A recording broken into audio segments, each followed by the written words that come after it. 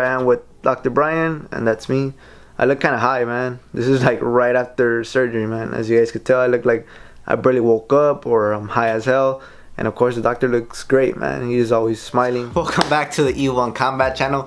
So before anything else, I just want to wish you guys a happy 2019. Hopefully the beginning of this year has been a great one for all of you guys, and hopefully the rest of this year brings you guys lots of joy and lots of blessings. So thank you guys for supporting us, and we hope that this year we could actually bring greater content that you guys could enjoy and find informative. I feel like this video is way overdue, and hopefully it could actually clear up a lot of the doubts and questions that you guys have about me. The reason why I say it's overdue is because of the fact that a lot of you guys always mention in the comments, like, would you like to spar me? Why don't you guys spar each other? Why don't you guys just spar and test each other out? Or some of you guys even asked me to join tournaments. But the thing is that I can't. And if you guys know, or if you guys don't know, I actually do have a vision problem. I have been struggling with my vision since, like, I want to say like since 2014.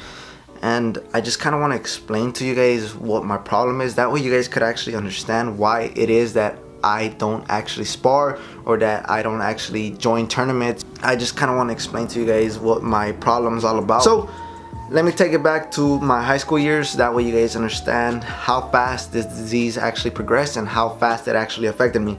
So when I was in my first 2 years of high school, that's the time that I spend most of my time just practicing boxing, learning the sport, sparring. At the same time, I was still in school, right? I don't know if it's easy to tell, but I was always one of those shy kids. I wanted to be more reserved, and when I got to high school, I didn't really feel too comfortable with the people around me, so I would always choose to be sitting in the back. And regardless if I was sitting in the back, I was still able to see whatever the projector was projecting on the board clearly, or whatever the teacher was writing in that case as well. Freshman year and my sophomore year were quite easy. Anywhere I actually sat down, I was able to see everything clearly, everything that was projected by the projector, everything that the teacher wrote. It was perfect, man. I could see it very clearly. So my junior year came about, and in my junior year is where my vision just slowly started to fade away. So it was very difficult for me to see things that were on the board, especially from, you know, some of the seats that I chose. And it was really strange to me because during the first half of my junior year, I was able to see quite perfectly regardless of where I sat. And then in the second semester, or the second part of my junior year, it was just way difficult. I had to make some adjustments. Of course, I actually started, you know, choosing seats that were more closer to the board, and I also had to see an optometrist. So the optometrist told me that, yeah, I had a vision problem. So of course, the first thing that they do is give you guys some eyewear. So that was the first year that I actually started wearing glasses. I wore them to class.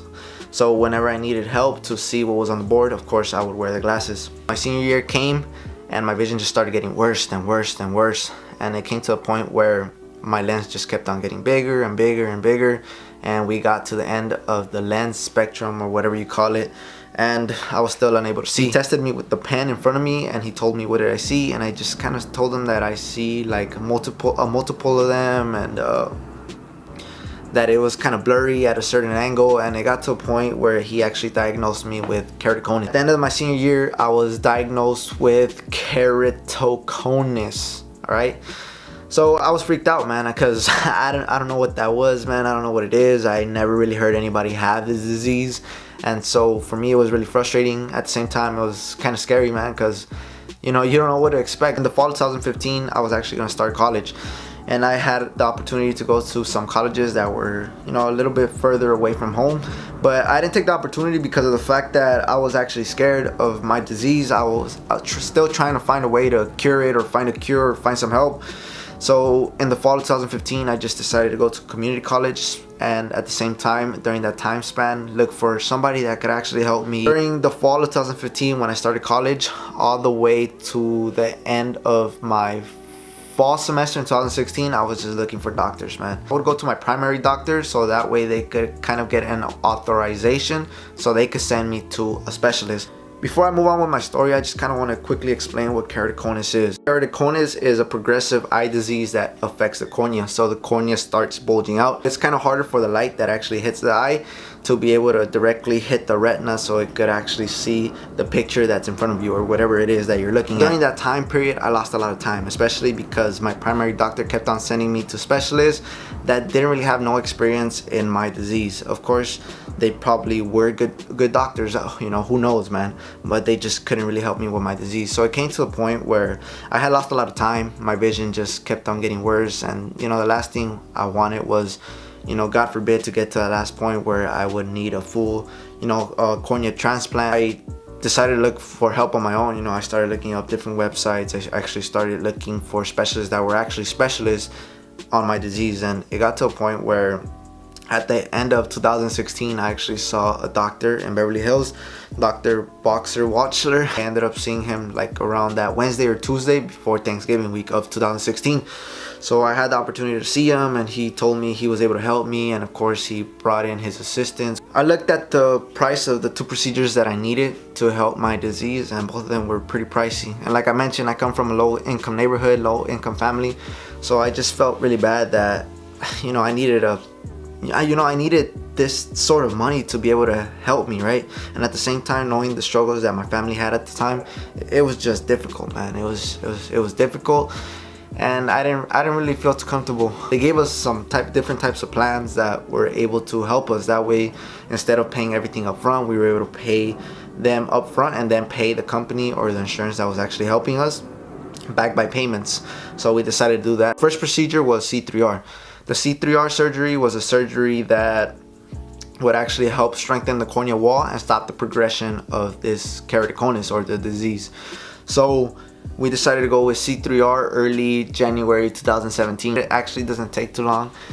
It's not really painful. Maybe for the first few hours after the surgery it burns a little bit, but overall it wasn't really a painful experience. I decided to set up another surgery for my intacs, which was the second surgery that I actually needed. The surgery was, you know, just to kind of flatten out the cornea a little bit. That way when you insert a contact, you're able to see very clearly, man, or as clearly as you possibly can. Got intacs right around June 2017. I don't really actually remember the date. Actually only took like 20 minutes. So that one wasn't really painful either. Only after the surgery it's a little bit painful, like it burns a little bit, but it's not really anything that's too unbearable. If you guys have any questions, if you guys need somebody to talk to because you guys are somewhat battling some mental problem because of the disease, or you have this disease, or have any questions on procedures or this doctor or whatever, you know, just, you know, DM me, man. It'd be a whole lot better for you guys to just DM me on Instagram. That way I could answer any questions that you guys may have personally. During that time period, it was just horrible. I just lost a lot of self-confidence, especially because I was unable to see. My vision just kept on getting worse during that time period. I was contemplating leaving school. I was contemplating doing a lot of stuff. I was having a lot of mental battles with myself because I didn't feel comfortable, man. I didn't have that self-esteem. I hated going out and paying for something and not able to see what the cash register says. But little things like that affect you, man, and you only start noticing and start being grateful for it when, you know, it gets to a point where, you know, you're almost losing your vision, man. It was at the same time a humbling experience, man, and I was fortunate enough to be treated by Dr. Brian. And well, here's actually a picture, man. Here's a picture that I actually have. So here I am with Dr. Brian, and that's me. I look kind of high, man. This is like right after surgery, man. And of course, my vision is better, man. Of course, now all I need to do is buy some contact lenses that I've been lagging on, because I need some special type of contact lenses. That way I'm able to see. These last few years have been really tough on me, man. I felt like this video was way overdue. I hope that you guys understand where I'm coming from, man. You guys now understand why I can't really get into a sparring match, why I can't really go out there and compete, man. The last thing I want is to move something that's in my eye, you know, move those intacs, hurt my eyes, and then get into a problem where I would have to require more serious procedures. If you guys have the same problem that I do, of course, you know, I'm gonna leave a bunch of information that will probably help you guys if you guys are suffering with keratoconus, or if you guys just simply need somebody to talk to and you guys have a similar disease and you guys are affected somewhat mentally because of it, you know, just hit me up, man. Maybe this video will actually be a help to a lot of you guys, or maybe some of you guys know somebody that's actually suffering with this disease, and they will actually find, you know, some help with the links down below. Just head over to Dr. Brian's website and he will actually send you a booklet like this, How to Treat Keratoconus and Improve Your Life. So there's this little booklet, this little folder has a bunch of information on keratoconus, the disease, the procedures, and of course other stories that you guys might find motivation from. If anything gets too pricey or it's too expensive, there's a lot of insurances, there's a lot of plans that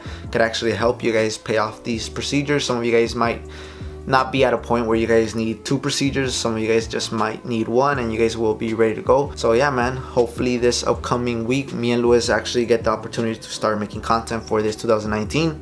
And if you guys ever see in the comment section somebody tell me to train, to spar, or to join a tournament, you know, just send them to this video, man. It mean a whole lot to me. Thank you guys for hearing me out on my story. Hopefully I could be somewhat informational for you guys and, you know, inform you guys on this disease if you guys never heard anything about it. So thank you guys for watching. Till next time, guys.